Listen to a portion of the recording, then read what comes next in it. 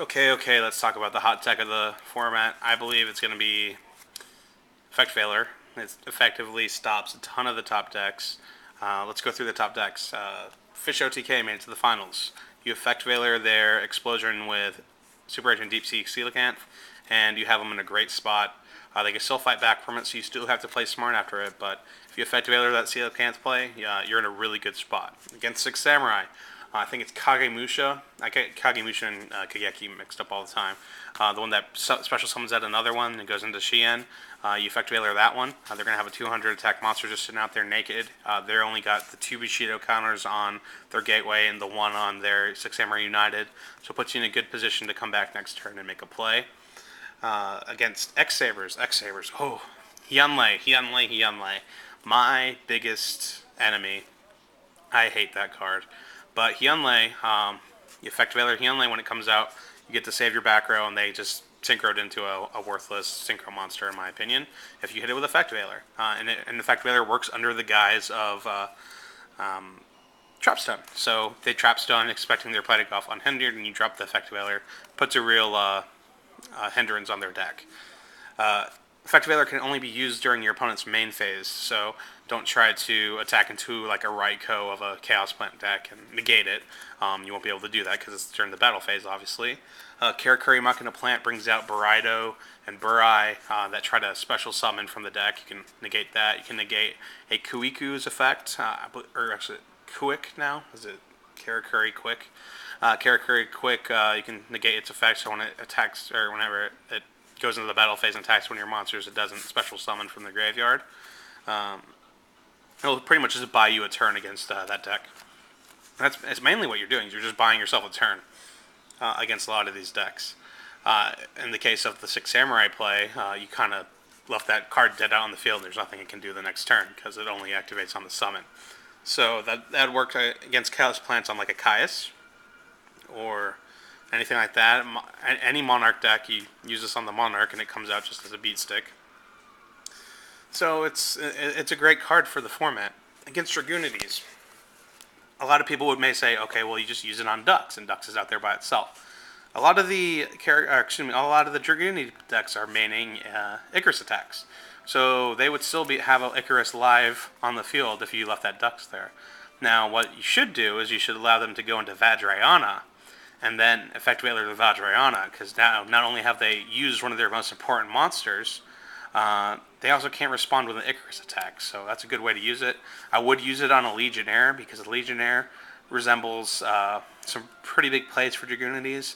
Not only would they be able to pop 2 if it got an Atlas, but if they also had an Icarus attack, they'd still be able to respond. At least if you were to stop the initial Legionnaire Atlas combo, they'd still only come out even by using Icarus and Legionnaire on 2 of your cards, so they wouldn't be able to plus too much on you. But if you let the other one go off first, and then the Icarus, they're looking at least a +2. So keep an eye out for that. Stardust Dragon versus Effect Veiler. How does it work? Well, what you gotta understand is where an effect is activated is also where it resolves. So the activation of Stardust Dragon happens on the field, so it can be negated. But the cost can still be paid even when the effect's negated. Now let me put this into easier terms to understand, because I know it's really confusing. I can Effect Veiler, if say I have a face down Torrential Tribute. I can Effect Veiler that Stardust, and whenever they go to summon another monster, they can still tribute an attempt to negate, which would send it to the graveyard. But the effect wouldn't activate because it was under the veil of Effect Veiler.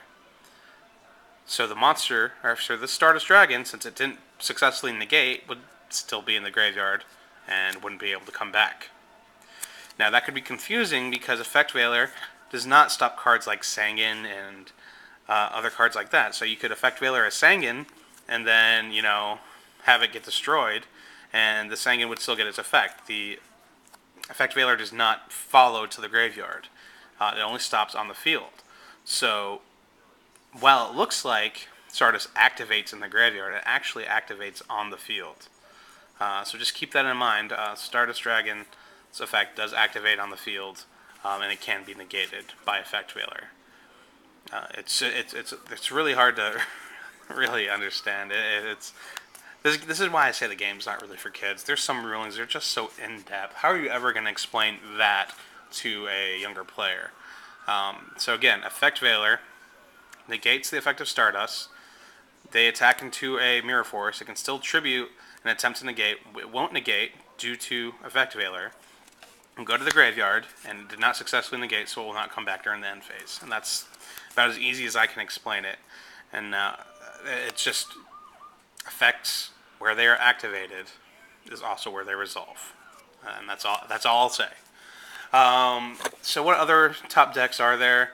I hear a lot of whispers about the hero, elemental hero decks, and sadly this doesn't really do too much against them.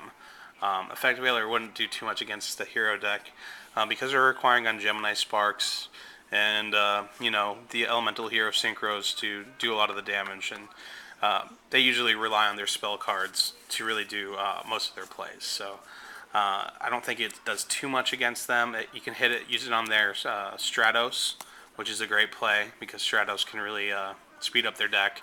But other than that, I mean, I think you could use it on some of the fusions, but I'm honestly not too familiar with the deck, so I can't speak 100% on that. But that's just my 2 cents on Effect Veiler. I think it's going to be a great tech card choice for the format. I finally got to pick up a couple over this last weekend. Thank you, Sefmon, for that. So go ahead and grab them if you can, guys. I think it's going to make a good showing for the format. I'm maining 2 in my Dragoonities now. I'll have a complete deck list up probably tomorrow. The problem with my deck list is it's the one I came up with. It looks a lot like Fraser Smith's from YCS Charlotte. Now, that wasn't me net decking. That was just, like I've said, guys, I play around with so many ideas. My deck ended up looking almost... There's a few card difference, but it looks a lot like Fraser Smith's, what actually made me feel pretty good about my build as a whole.